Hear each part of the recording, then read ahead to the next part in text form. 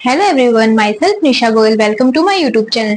तो आज अपन रेस्पिरेटरी सिस्टम से रिलेटेड जो डिसऑर्डर्स है वो देखेंगे। तो सबसे पहले देखेंगे अपने अस्थमा कि अस्थमा क्या है।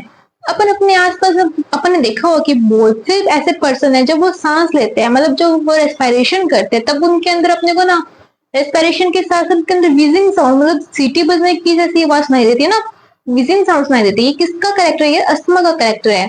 मतलब अस्थमा होता किससे किसके कारण है, इसका क्या कोज है? ये जो लोअर रेस्पिरेटरी ट्रैक्ट होता है ना, उसके अंदर जो ब्रोंकाई और ब्रोंक्यूल्स होते हैं उसके इन्फ्लामेशन के कारण होता है। कि जो ब्रोंकाई और ब्रोंक्यूल्स के अंदर इन्फ्लामेशन होगा ना, तो उसके अंदर क्या आ जाएगी? स्वेलिंग आ जाएगी। उसके अंदर जो फ्लूइड होता है वो क्या होता है, जो ज्यादा हो जाता है। तो इसके अंदर क्या, तो उससे क्या होता है, अपने को जब रेस्पिरेशन होता है अपने अंदर, अपन सांस लेते हैं तो क्या सुनाई देती है? अपने को व्हीजिंग साउंड सुनाई देती है। तो अस्थमा क्या है? Difficulty in breathing. तो उनको ब्रीथिंग करने में, उनको सांस लेने में क्या होती है? डिफिकल्टी होती है। causing wheezing sound due to inflammation of bronchi and bronchioles। उनकी ब्रोंकाई और ब्रोंक्यूल्स के अंदर इन्फ्लामेशन के कारण अपने को उनके अंदर क्या सुनाई देता है? व्हीजिंग साउंड सुनाई देता है। ये किसका? लोअर रेस्पिरेटरी ट्रैक्ट का डिसऑर्डर है। और स्पाज्म इन ब्रोंक्यूल मसल में स्पाज्म के कारण भी क्या होता है? अस्थमा होता है। अपना नेक्स्ट डिसऑर्डर कौन सा है? ब्रोंकाइटिस। ब्रोंकाइटिस क्या है? ब्रोंकाइटिस के अंदर क्या होता है? ब्रोंकाइटिस के अंदर जो ब्रोंकाई उसके अंदर क्या होता है? इन्फ्लामेशन हो जाता है। तो इन्फ्लामेशन इन ब्रोंकाई। स्पेशल कैरेक्टर क्या है इसका? Inflammation and burning in bronchi and regular coughing. इसके अंदर क्या होता है कि उनकी जो ब्रोंकाई होती है ना अपनी, उसके अंदर क्या रहता है? उसके अंदर इन्फ्लामेशन तो होता ही है, साथ के अंदर उसके अंदर बर्निंग होती है, जलन होती है, और रेगुलर क्या होता है? कफिंग होती रहती है अपने को। तो वो किसका कैरेक्टर होता है? ब्रोंकाई का। अब नेक्स्ट अपना emphysema. Emphysema is a chronic disorder. अभी क्रोनिक डिसऑर्डर है, इसको अपन क्रोनिक डिसऑर्डर क्या क्यों बोलते हैं? और सबसे पहले कि क्रोनिक डिसऑर्डर होता क्या है? क्रोनिक डिसऑर्डर मतलब जो लंबे टाइम तक चलता है। लंबे टाइम तक चलता है, इसका कोई इलाज भी नहीं है। मतलब इसको अपन ऐसा नहीं कि अपन दवाई लेंगे तो ठीक हो जाएगा, इसका कोई इलाज नहीं है। मतलब तो मुझे एफआईसी में इसका कोई इलाज नहीं है। इसको अपन सिर्फ ऐसे, मतलब कि दवाई ले सकते हैं इसकी, कभी ठीक नहीं होता है। जैसे एड्स वगैरह, वैसे ये ठीक नहीं होता है एड्स वगैरह की तरह। तो ये क्या है? क्रोनिक डिसऑर्डर है। इसके अंदर क्या होता है? अपनी जो एलुलर की जो सरफेस है वो क्या होती है? कम हो जाती है। which alveolar wall are damaged due to which respiratory surfaces decrease। अपनी जो एलुलर की वॉल की वो क्या होगी? डैमेज होगी। जिससे क्या होगा? जो एलुलर जो वॉल है वो क्या होगी? एलुलर जो सरफेस है वो क्या होगी? डिक्रीज होगी। तो अपने को रेस्पिरेशन के अंदर क्या आएगी? डिफिकल्टी होगी। One of the major cause of this cigarette और स्मोकिंग।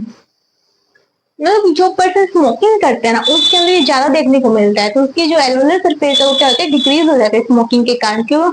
क्योंकि उनके अंदर ना, जो स्मोकिंग के अंदर ऐसे सब्सटेंस होते हैं जैसे निकोटीन वगैरह होते हैं, निकोटीन कैफीन वगैरह, वो क्या करते हैं? एलुलर जो सरफेस है उसको क्या करते हैं? डिक्रीज कर देते हैं, एलुलर को डैमेज कर देते हैं। तो ये अपन देखा अस्थमा, ब्रोंकाइटिस, एम्फाइसमा के बारे में। तो अब अपन देखते हैं ऑक्यूपेशनल रेस्पिरेटरी डिसऑर्डर के बारे में कि ऑक्यूपेशनल रेस्पिरेटरी डिसऑर्डर क्या है। कि इन सर्टन इंडस्ट्रीज, बेसिकली कौन सी? दोज इन्वॉल्विंग ग्राइंडिंग और स्टोन ब्रेकिंग,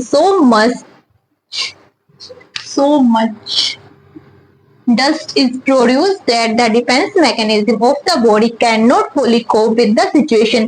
क्या बोल रहे हैं कि जो पर्सन इंडस्ट्री के अंदर वर्क करते हैं, मोस्टली कौन सी इंडस्ट्री? ग्राइंडिंग और स्टोन ब्रेकिंग।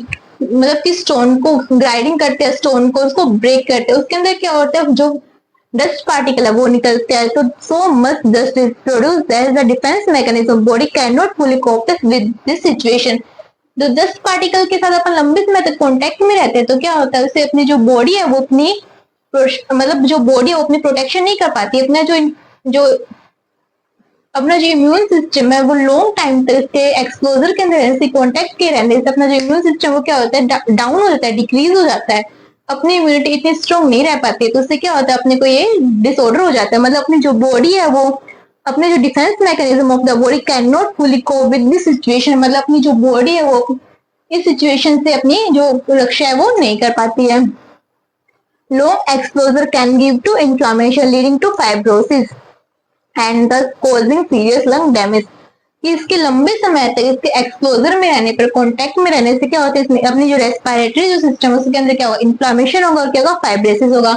फाइब्रोसिस के अंदर क्या हो जाएगा? फाइब्रस टिश्यू वो ज्यादा बनने स्टार्ट होंगे, जिससे अपना जो रेस्पिरेटरी सिस्टम वो क्या हो जाएगा? जो हार्ड हो जाएगा। जिससे अपने को लंग्स में क्या होगा, सीरियस डैमेज होगा।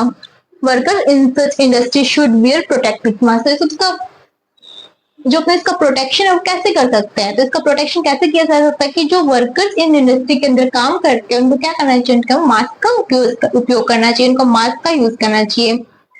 ये अपना ऑक्यूपेशनल रेस्पिरेटरी डिसऑर्डर के बारे में।